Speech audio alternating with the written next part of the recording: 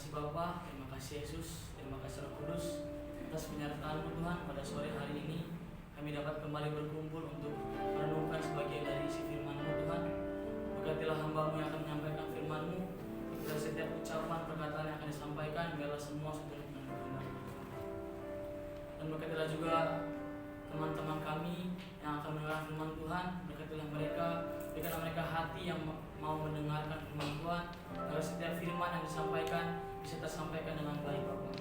Terima kasih Tuhan Yesus, terima kasih kami telah siap mendengarkan firman-Mu.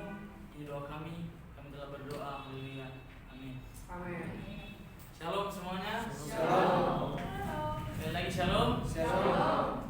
Puji Tuhan, pada hari ini kita kembali lagi berpuasa. Kira-kira gimana puasa kita hari ini? Lancar? Lancar. Puji Tuhan, lancar. Nah, saya mau tanya sama teman-teman nih. Menurut teman-teman, Alkitab ini apa? Firman Tuhan atau berisi firman Tuhan? Firman Tuhan. Terlepas dari berisi firman Tuhan atau firman Tuhan, intinya Alkitab ini firman Tuhan. Amin. Amin. Setuju semua bahwa Alkitab adalah firman Tuhan? Setuju. Kalau Alkitab ini firman Tuhan, berarti apa yang ada dalam Alkitab harus dilakukan, benar? Setuju harus dilakukan? Berarti setelah kita mendengarkan firman Tuhan, kiranya kita bisa melakukannya. Amin. Amin. Nah, hari ini kita akan mendengarkan firman Tuhan ya seputar tentang juga puasa, yaitu di mana puasa itu di mana kita proses menyangkal diri atau menahan diri kita dari haus, lapar, dan bahkan emosi kita.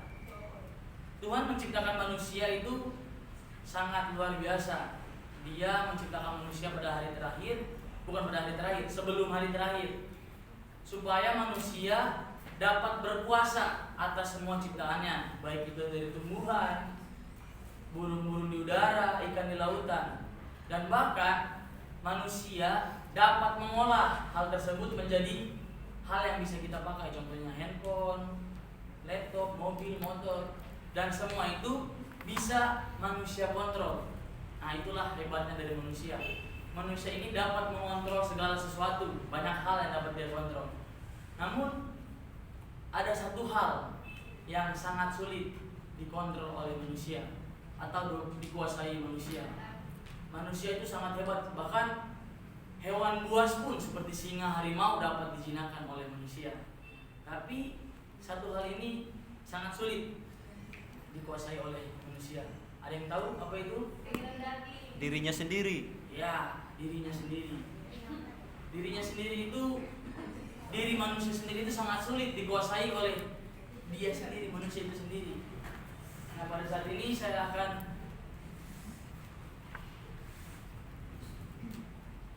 membahas sebuah firman Tuhan tentang bagaimana cara kita menguasai diri. Nah, teman-teman, kalau teman-teman melihat orang yang sebelah sini, kira-kira sedang apa itu? Sedang ngamuk. Nah, kalau sedang ngamuk berarti dia apa? Tidak bisa mengontrol emosi. Nah, tema kita pada saat ini yaitu fail in self control atau gagal menguasai diri. Sebenarnya kalau kita artikan perkata fail in self control itu gagal dalam menguasai diri, namun dapat dipadatkan lagi menjadi gagal menguasai diri. Nah, kita akan membaca firman Tuhan yang terdapat di dalam Kejadian 3 ayat 1 sampai ayat yang 19. Namun sebelum kita baca, next dulu. Penguasaan diri itu gagal dalam menguasai diri, kita harus paham dulu apa itu penguasaan diri. Nah, menurut KBBI, arti penguasaan adalah proses atau cara perbuatan menguasai atau menguasakan. Arti lainnya itu adalah pemahaman atau kesanggupan untuk menggunakan. Itu adalah kata penguasaan. Jadi kalau kita gabungkan dengan diri, maka kemampuan kita dalam menguasai diri. Nah, ditambah dengan kata gagal, berarti kita kurang sanggup untuk menguasai diri. Untuk itu mari kita buka sama-sama dalam Kejadian 3 ayat yang pertama sampai ayat yang ke-19. Kita akan membacanya bersama-sama. Yang ayat pertama dibacakan oleh saudara kita laki-laki, dan yang ayat kedua saudara kita perempuan, begitu seterusnya sampai ayat yang ke-19. Sudah ketemu? Amin. Saya akan membacakan judul perikop. Manusia jatuh ke dalam dosa, laki-laki. 1, 2, 3. Adapun ular ialah yang paling cerdik dari segala binatang di darat yang dijadikan oleh Tuhan Allah. Ular itu berkata kepada perempuan itu, tentulah Allah berfirman, semua pohon dalam taman ini jangan kamu makan buahnya, bukan?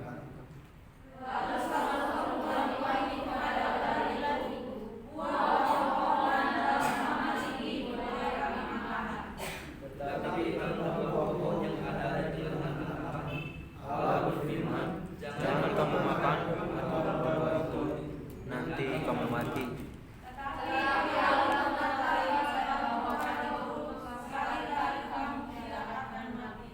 Tetapi Allah mengetahui bahwa pada waktu kamu memakannya, matamu akan terbuka dan kamu akan menjadi seperti Allah, tahu tentang yang baik dan yang jahat.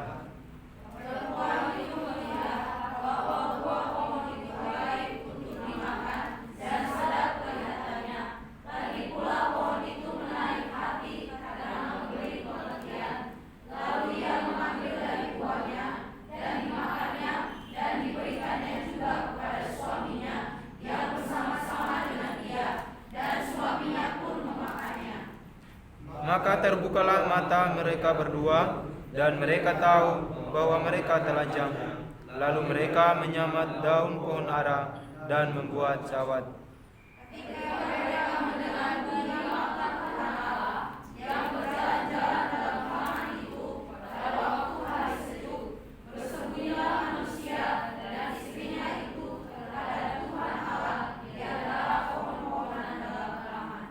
Tetapi Tuhan Allah memanggil manusia itu dan berfirman kepadanya, di manakah engkau? Ia menjawab, ketika aku mendengar bahwa engkau ada dalam taman ini, aku menjadi takut karena aku telanjang, sebab itu aku bersembunyi. Firman-Nya, siapakah yang memberitahukan kepadamu bahwa engkau telanjang? Apakah engkau makan dari buah pohon yang kularang engkau makan itu? Manusia itu menjawab, perempuan yang kau tempatkan di sisiku, dialah yang memberi dari buah pohon itu kepadaku, maka aku makan.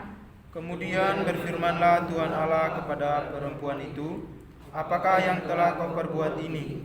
Jawab perempuan itu, ular itu yang memperdayakan aku, maka aku makan.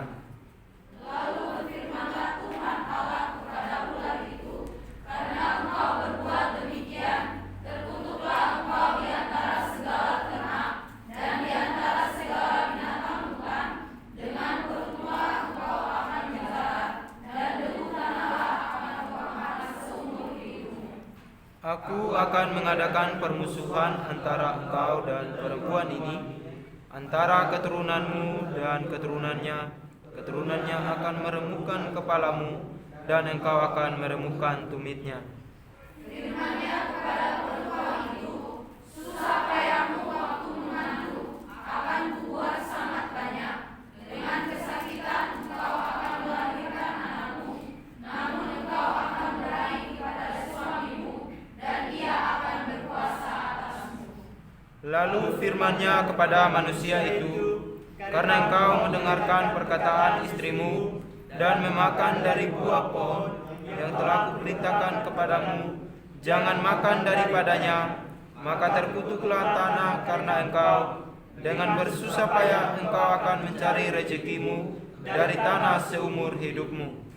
Semak duri dan rumput duri yang akan dihasilkannya bagimu, dan tumbuh-tumbuhan di padang akan menjadi makananmu. Dengan berpeluh engkau akan mencari makananmu, sampai engkau kembali lagi menjadi tanah, karena dari situlah engkau diambil, sebab engkau debu, dan engkau akan kembali menjadi debu. Amin. Nah, kita telah membacakan firman Tuhan. Kira-kira teman-teman telah melihat nggak ada sebuah kegagalan dari firman Tuhan ini? Sudahkah teman-teman melihatnya? Sudah melihatnya bukan?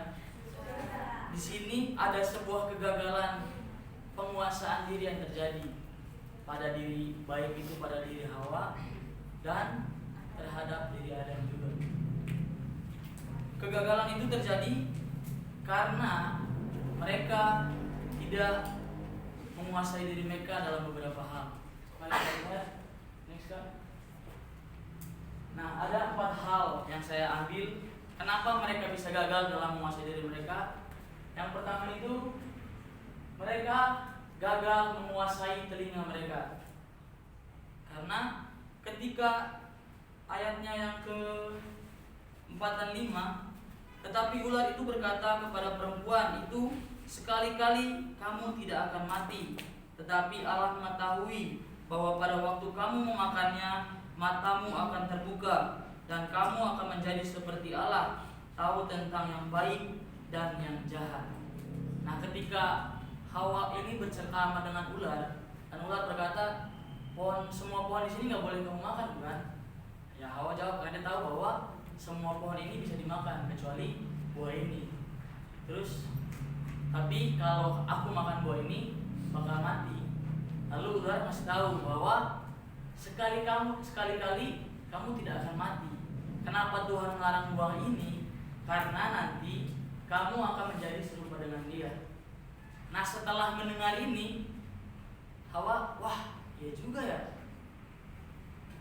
Karena pendengaran yang manis ini menjadi seperti Allah, tahu yang baik dan yang jahat. Berarti pada saat itu keadaan mereka tidak tahu mana yang jahat dan mana yang baik.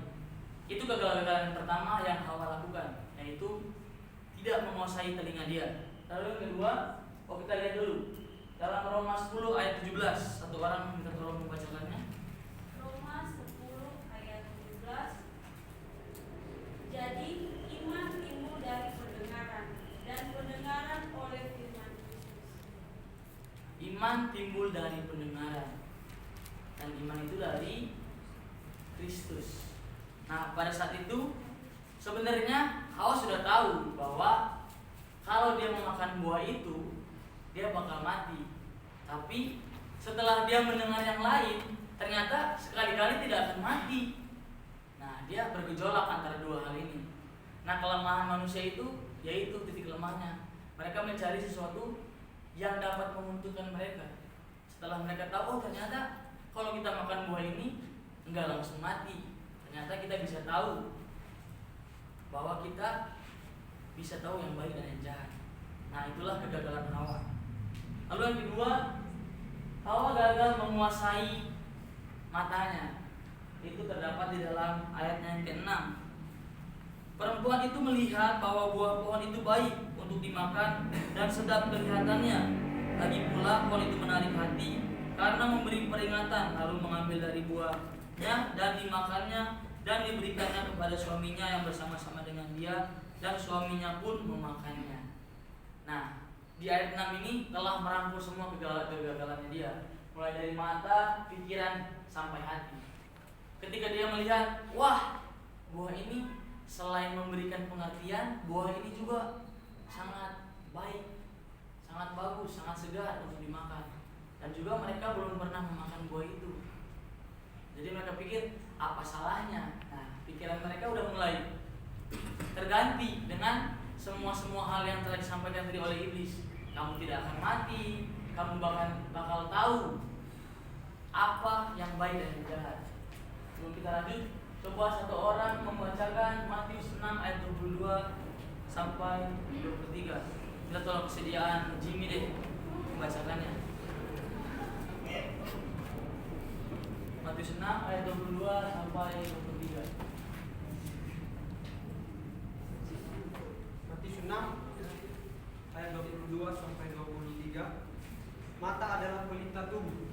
Jika matamu baik, teranglah seluruh tubuhmu. Jika matamu jahat, gelaplah seluruh tubuhmu. Jadi jika terang yang ada padamu gelap, betapa gelapnya kegelapan itu. jika matamu baik maka teranglah dalam hidupmu, jika matamu gelap maka gelaplah seluruh hidupmu. Jadi Hawa terbutakan cuma gara-gara buah yang sedap dilihat.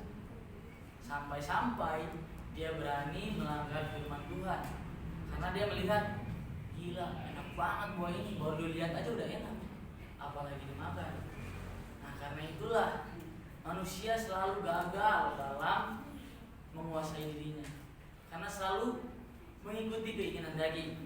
Nah pada ayat 6 ini seperti tadi saya katakan telah menunjukkan bahwa Hawa juga gagal dalam pikirannya.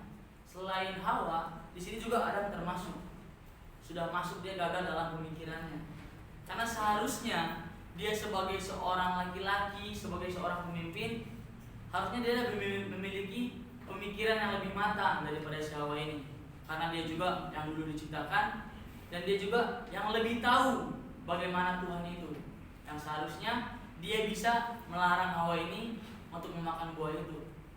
Tapi karena dipikirnya, si Hawa aja gak mati, berarti bisa jadi aku juga gak mati. Nah di situ kedua mereka pikirannya telah salah. Mereka gagal menguasai pikiran mereka untuk tetap taat kepada peraturan firman Tuhan, yang akhirnya membuat mereka jatuh ke dalam dosa. Yuk kita sama-sama lihat lagi di dalam Amsal 3 ayat 5-6. Kak Farel kita tolong membacakannya. Amsal 3 ayat 5-6.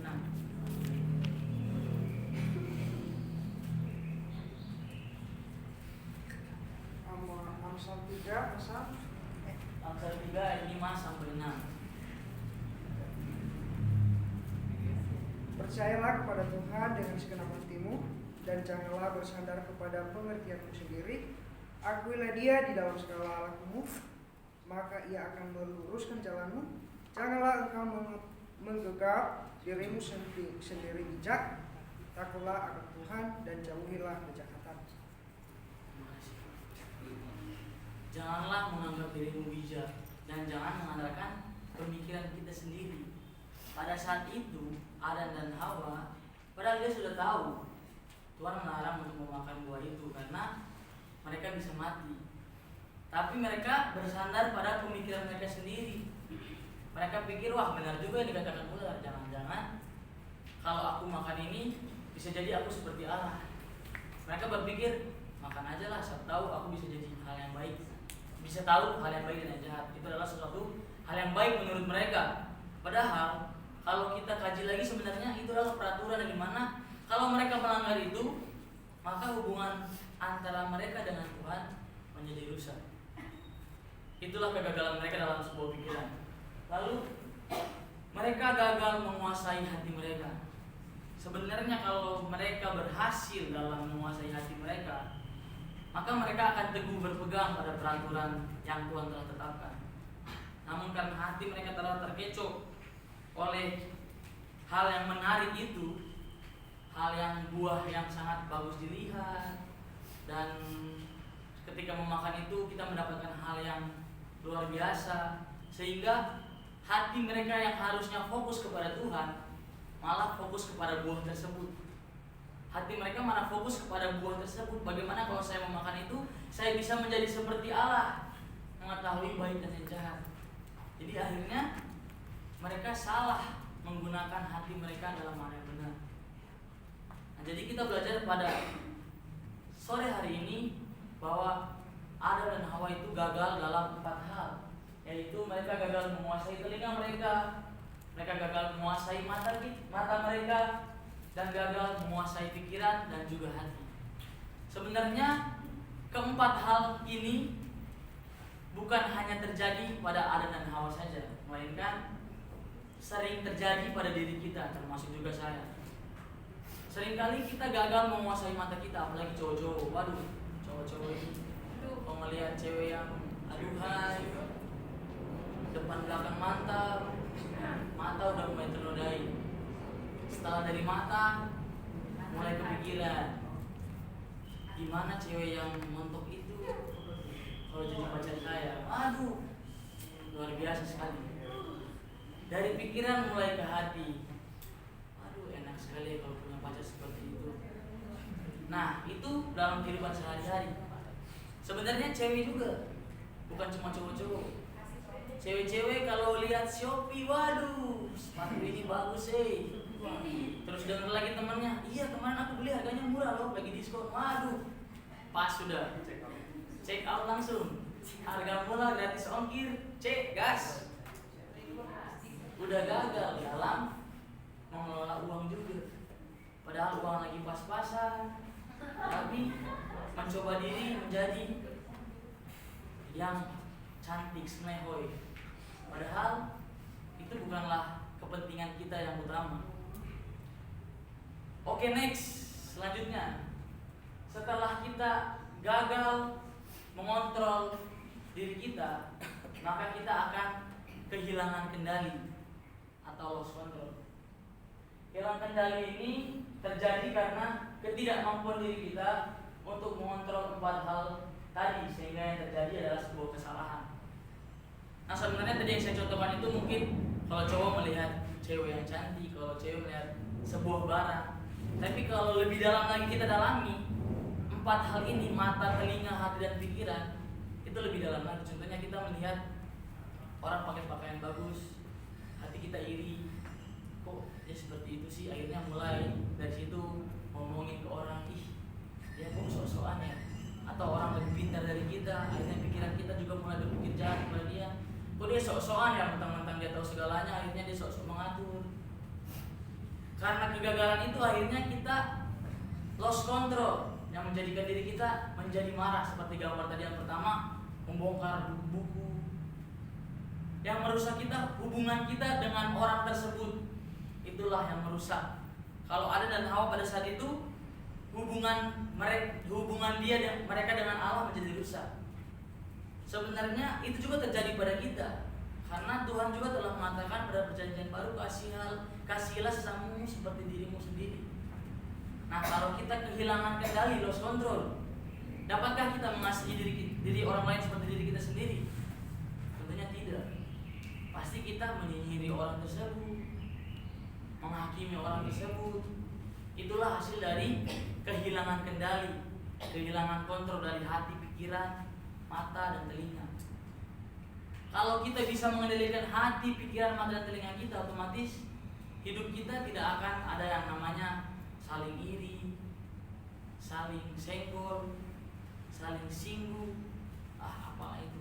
Karena kita mengasihi orang lain seperti diri kita sendiri. Kalau dalam Galatia 5 ayat 24 berkata, barang siapa menjadi milik Kristus Yesus, ia telah menyalibkan daging dengan segala hawa nafsu dan keinginannya.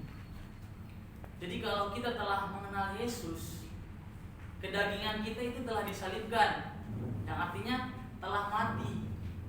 Itu kalau kita memiliki pemikiran benar, hati yang benar. Karena tadi saya lupa baca yang dari hati itu terpancar sebuah kehidupan. Nah, jadi kalau kita telah menyalibkan kedagingan kita, otomatis hubungan kita yang vertikal pun pasti aman-aman saja. Begitu juga dengan horizontal. Kalau vertikal kita sudah aman, benar kan? Vertikal begini kan? Ya kan? Nah, kalau vertikal kita udah aman, horizontal juga harus aman. Kalau horizontal udah aman, ya kita harus jaga hubungan vertikal kita. Sepertilah kita harus menguasai diri kita, jangan sampai kita gagal menguasai diri kita. Oke, next Kak. Setelah gagal dalam menguasai diri kita akan kehilangan kendali. Nah, setelah kita kehilangan kendali, yang akan kita hadapi adalah sebuah kebingungan atau confuse. Nah, setelah kita mengalami kebingungan ini, mereka juga pada kejadian 3:1-19 ini mengalaminya juga, Adam dan Hawa pada saat itu. Ketika mereka memakan buah tersebut, mereka sadar, wah, ternyata kami telanjang. Akhirnya mereka menutupi diri mereka dengan daun pohon ara pada saat itu, dan mereka bersembunyi. Mereka bingung bagaimana cara menutupi aurat mereka. Akhirnya mereka mengambil daun ara dan menutupi diri mereka mereka lalu bersembunyi, malu dari hadapan Allah. Padahal seperti yang tertulis, sebenarnya Allah sudah tahu di mana mereka. Karena Allah itu Maha tahu. Tapi karena telah gagal dan kehilangan kendali, akhirnya kacau. Hati, pikiran, semua kacau. Jadi bingung apa yang harus dilakukan. Sehingga mereka bersembunyi dari Allah yang Maha tahu. Bagaimana caranya mereka bersembunyi dari Allah yang Maha tahu? Dan pada saat itu juga Allah bertanya, di manakah engkau Adam berada? Sebenarnya Allah sudah tahu mereka berada. Saya pernah belajar dari dosen yang berkata sebenarnya Tuhan bertanya itu bukan sebuah pertanyaan, tapi sebuah pernyataan yang seharusnya di manakah engkau Adam? Tapi kenapa kamu di situ Adam? Sebenarnya kalau kita kaji lagi, itu bukan sebuah pertanyaan tapi sebuah pernyataan yang seharusnya Adam, kamu tuh di sini. Kenapa kamu di situ? Itulah karena confused, karena sudah bingung. Begitu juga dengan keadaan kita. Ketika kita telah hilang kontrol ngomongin orang, jadi akhirnya kalau kita ketemu orang tersebut jadi bingung. Mau pasang muka seperti apa ketemu orang itu yang telah kita omongin tersebut, yang telah kita singgung tersebut. Mau gimana cara mengekspresikan wajah kita ini, kita bingung. Mau senyum sedangkan aku gak suka sama dia, mau marah gak enak. Itulah hasil dari kehilangan kendali. Selain itu juga, setelah mereka malu, Tuhan bertanya kepada mereka, apa yang kau lakukan Adam? Ini si Hawa yang kasih aku makan. Kenapa Hawa? Ini si ular yang kasih makan aku. Di situ kebingungan terjadi, malah saling menyalahkan jadinya. Kok kamu gitu sih? Iyalah orang kamu begini. Seharusnya kita berkaca, seharusnya juga mereka berkaca. Kenapa mereka makan kalau mereka jadi takut begini? Harusnya awalnya mereka nggak usah makan, malah saling menyalahkan. Malah dia yang suruh aku makan, dia yang suruh aku makan, dia sih begitu, dia sih begini. Tidak mengaca pada diri kita. Sebenarnya kenapa orang bisa ngomong seperti itu kepada diri kita? Kalau seandainya kita nggak ada yang salah. Kalau kita nggak salah, nggak mungkin orang ngomongin kita. Benar bukan? Apakah ada yang nggak salah diomongin? Siapa tuh? Nggak ada. Kalau seandainya dia ngomong ada, nggak mungkin. Nggak mungkin ada orang yang benar baik-baik saja terus diomongin, nggak mungkin. Contohnya dia berpakaian baik-baik aja pasti ada salahnya. Pasti ada salahnya. Itulah, marilah kita mengontrol diri kita daripada kita nyalahin orang. Marilah kita berkaca. Sebenarnya saya juga salah udah makan buah itu. Kok saya nyalahin ada? Kok saya nyalahin Hawa? Kok saya nyalahin ular? Kan saya makan buah itu juga. Sama-sama salah. Kenapa malah saling menyalahkan? Nah, disitulah setelah kita kehilangan kendali, kita bingung posisi kita di mana. Kita ini sebenarnya salah atau disalahkan? Padahalnya sama-sama pelaku juga, sama-sama yang makan buah yang jahat juga. Tapi memposisikan diri seolah-olah yang paling benar. Itulah kita manusia. Dan saya juga seringkali begitu. Seringkali menegur orang, jangan begini, jangan begitu. Tapi nyatanya saya juga begitu. Jangan tidur. Padahal tidur sampai ngorok. Itulah makanya. Terkadang kita mau orang itu terlihat salah, lebih salah dari kita, supaya kesalahan kita itu tidak terlihat. Oke, next Kak. The result of fault is consequence. Ada yang tahu artinya? The result of fault is consequence. Hasil dari sebuah kesalahan adalah konsekuensi. Tidak ada sebuah kesalahan yang dimaklumi Tuhan. Ada diampuni, tapi tetap diberi hukuman. Contohnya seperti Daud dan Bathsheba. Memang Tuhan sudah mengampuni kesalahan Daud karena telah mengambil Bathsheba istri orang lain. Tapi kematian dari anak mereka itu tidak dapat terhindarkan, karena itu adalah hukuman bagi Daud. sehingga Daud berkabung. Karena itulah sebuah hukuman. Dan pada Kejadian 3 ayat 1-19 ini juga tertulis, mau Adam yang makan kah, mau Hawa yang makan kah, mau ular yang bilang kah, semua dapat. Itulah keadilan Tuhan. Mau itu ular yang suruh makan, mau itu Hawa yang makan terus kasih ke Adam yang nggak tahu apa-apa terus dia makan, semua kena. Karena semua gagal dalam mengendalikan dirinya sendiri. Kalau kita balik lagi, oke lah Hawa aja yang berhasil makan. Setelah si Hawa makan, dikasih ke Adam. Kalau Adam nolak, pasti Adam nggak bersalah dong. Itu kalau dia berhasil mengendalikan diri. Coba kita mundur lagi flashback ke Hawa. Seandainya waktu itu ular bilang, kamu bisa menjadi seperti Tuhan, nggak apa-apa lah, aku seperti ini aja. Kan Tuhan, aku adalah ciptaan Tuhan. Seandainya berkata seperti itu, maka mungkin dia tidak dapat hukuman. Tapi ini sudah berlalu dan sudah terjadi. Dan Tuhan juga telah merancangkan memang ini terjadi supaya dia bisa dari kesalahan tersebut. Itulah keajaiban Tuhan dan kehebatan Tuhan. Dari sebuah kesalahan, Tuhan dapat menunjukkan kemuliaannya Dia. Dan dari sebuah kesalahan, Tuhan dapat menunjukkan seberapa besar kuasanya dan seberapa besar kasih-Nya. Walaupun manusia telah melanggar ketaatan Tuhan, telah mendapatkan konsekuensi, tapi Tuhan tetap mengizinkan mereka hidup. Dan Tuhan juga masih mengizinkan mereka untuk berkembang biak, untuk mengelola dunia. Walaupun pada saat zaman Nuh, Tuhan sempat kembali memusnahkan mereka. Namun karena kasih-Nya terhadap Nuh tidak dimusnahkan. Dan juga terjadi juga pada zaman Yesus.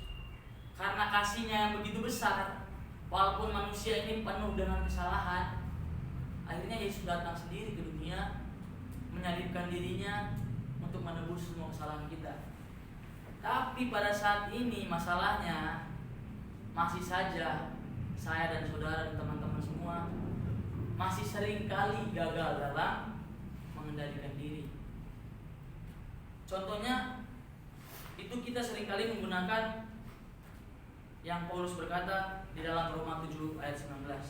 Coba satu orang baca Roma 7 ayat 1. Roma 7 ayat 19.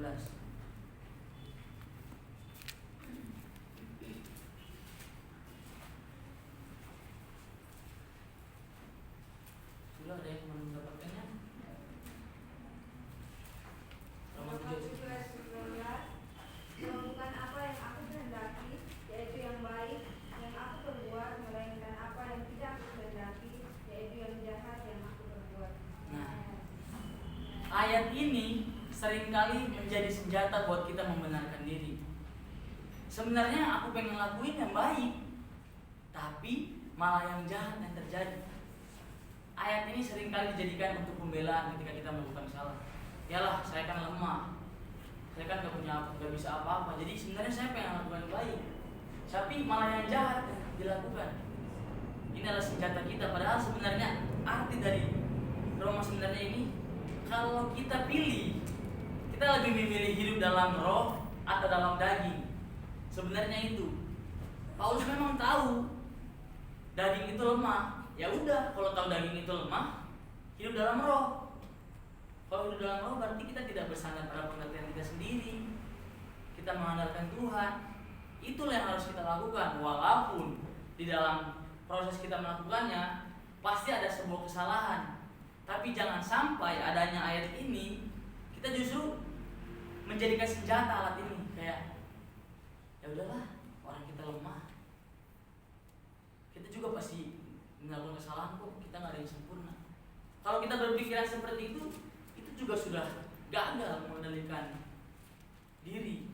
Karena seharusnya kalau kita telah menyalibkan daging kita, otomatis kalau kita udah tahu itu memang sulit, ya kita nggak bisa sendiri.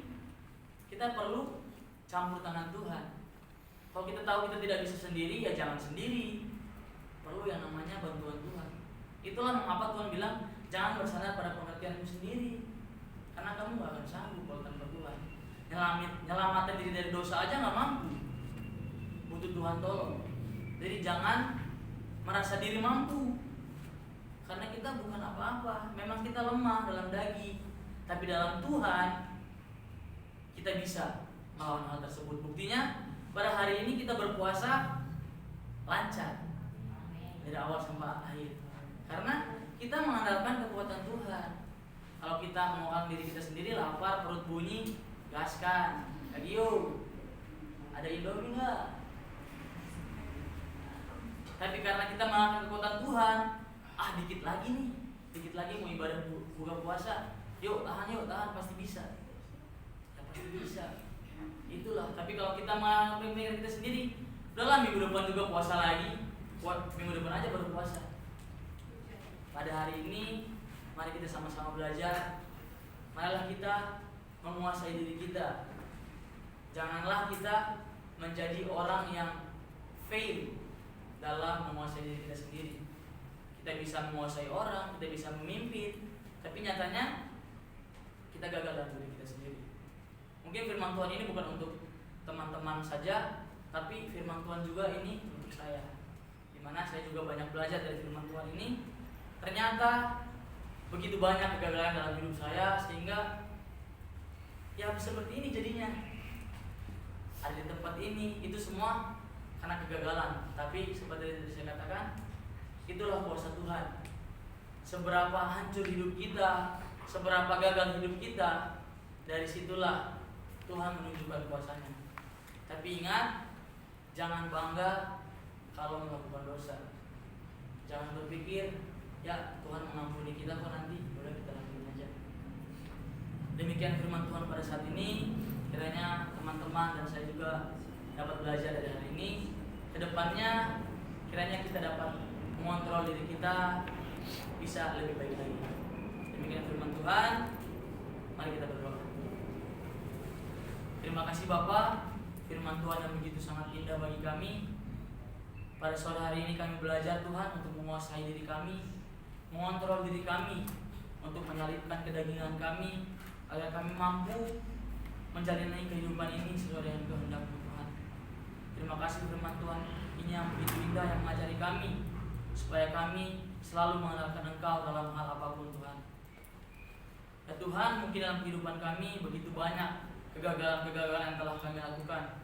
Namun kami percaya Tuhan, dalam kegagalan tersebut Engkau pasti menunjukkan kuasa-Mu dan kemuliaan-Mu Tuhan. Pada saat ini Tuhan, kami juga berdoa buat teman-teman kami mungkin yang memiliki masalah atau pergumulan sehingga mereka gagal dalam menguasai diri mereka. Kami mohon Tuhan, kuatkanlah mereka, kuatkanlah saya, kuatkanlah semua, sehingga kami tidak gagal dalam mengontrol diri kami. Terima kasih Tuhan. Ibadah kami selanjutnya kami serahkan dalam tangan-Mu. Ini doa kami telah berdoa. Haleluya. Amin. Amin. Shalom. Salam.